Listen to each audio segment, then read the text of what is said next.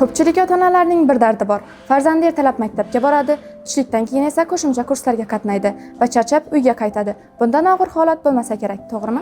Omon School'da bu muammoga yechim bor. Chunki maktabimizda qo'shimcha kurslarga qatnab berishga hojat yo'q. Chunki barcha zarur fanlar maktabimizning o'zida tashkil etilgan. Farzandingiz nafaqat maktab dasturi, balki kelajagi uchun muhim bo'lgan boshqa fanlarni ham o'rganadi. Darslar esa malakali va tajribali o'qituvchilar tomonidan olib boriladi. Gapimning isboti sifatida bitta raqamni aytaman.